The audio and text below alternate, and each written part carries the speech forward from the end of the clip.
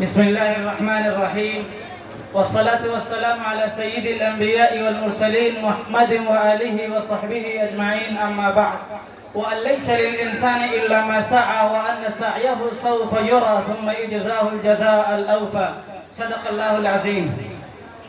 میرے بھائیوں اور بہنوں، میں ان تمام بھائیوں اور بہنوں کا شکریہ ادا کرتا ہوں اور وہ تمام لوگ جو میٹرک کے ایگزام میں امتیازی نمبرات سے جنہوں نے کامیابی حاصل کی ہے، وہ سب قابل مبارکباد ہیں، قابل ستائش ہیں اور قابل تعریف ہیں. میں آپ سے یہ بتانا چاہتا ہوں کہ اس ماحول کے بعد یا اس دنیا کے بعد آپ کی جو دوسری جو دنیا شروع ہونے والی ہے، یا اس ماحول سے باہر جس زندگی کی شروعات آپ کرنے والے ہیں، وہ زندگی بڑی پرخطر ہے، بڑی مشکل بھری ہے. اس میں آپ کو صرف دو باتوں کی نصیحت کرتا ہوں.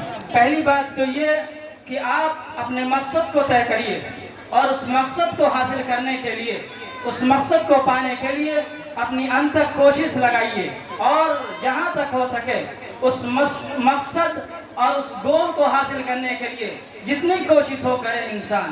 اور دوسری بات یہ میں کہوں گا کہ اس مقصد کو حاصل کرتے سمے، اس مقصد کو حاصل کرتے وقت آپ کا یہ دھیان ہونا چاہیے، آپ کی پوری توجہ ہونی چاہیے اس بات کی طرف کہ مذہب کی رسی اور مذہب کا دامن آپ کے ہاتھ سے چھوٹنے نہ پائے.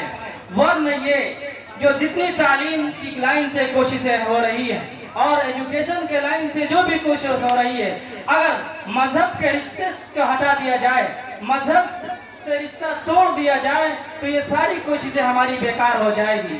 اس لیے میں آپ کو پھر دوسرے لفظوں میں یہ کہتا ہوں، ایک ہاتھ میں آپ کے مذہب ہو تو دوسرے ہاتھ میں سائنس ہونا چاہیے. اور اس بات کو آپ ذہن میں بٹھا لیجئے کہ مذہب اور سائنس کا کہیں ٹکراؤ نہیں.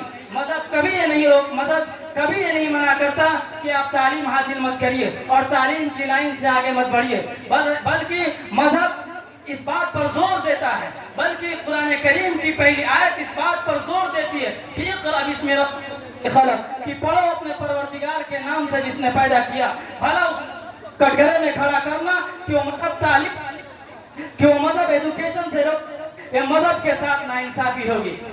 پڑھیے، آگے بڑھیے، لیکن مذہب کی رسی اور مذہب کے دامن کو ہاتھ سے چھوٹنے نہ دیجیے. اور دوسرے لفظوں میں پھر میں آپ کو کہتا ہوں کہ آپ خوب آگے بڑھیے اور یہ سمجھیے کہ مذہب اور سائنس کا کہیں ٹکراؤ نہیں. وہ ٹکراؤ اس لیے ہے کہ ہماری لا علمی کا نتیجہ ہے. ہم یہ سمجھتے ہیں کہ مذہب روکتا ہے. مذہب آپ کو پوری آزادی دیتا ہے، مذہب آپ کو پورا اختیار دیتا ہے کہ آپ خوب پڑھیے، خوب آگے بڑھیے. لیکن مذہب یہ کہتا ہے کہ جو علوم آپ حاصل کر رہے ہیں اس سے علوم پر مذہب کا بریک ہو. مذہب جہاں آپ کو روکے آپ رک جائیے. مذہب جب آپ کو کہے کہ آپ آگے بڑھیے، اسلام جب آپ کو کہے کہ آگے بڑھیے تو آپ آگے بڑھیے. مذہب کی طرف سے کوئی رکاوٹ، کوئی پابندی نہیں.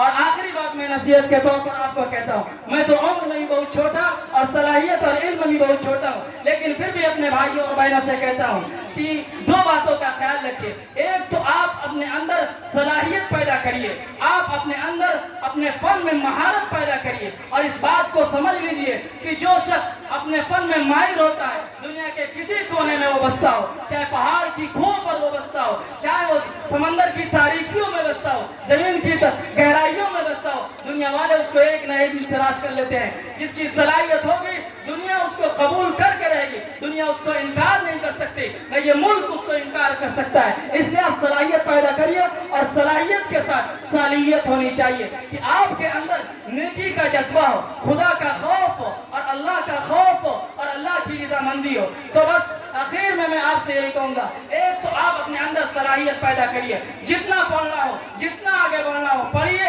اور آگے بڑھیے، لیکن مذہب کی رسی اور مذہب کے دامن کو ہاتھ سے چھوٹنے مت دیجیے. ورنہ مذہب کی رسی اگر چھوٹ گئی، اسلام کا دامن اگر چھوٹ گیا تو یہ سارے علوم، سارے فنون اور ایجوکیشن لائن کی ساری محنتیں سب کچھ رہ جائے گی، سب یہیں کی یہیں دھری رہ جائے گی، کچھ کام نہیں آئے گا. اگر کام آئے گا تو خدا کا خوف کام آئے گا، اگر کام آئے گا تو اللہ کی رضامندی کام آئے گی. بس اسی بات پر میں اپنی بات ختم کرتا ہوں. وآخر دعوانا ان الحمد للہ رب العالمین.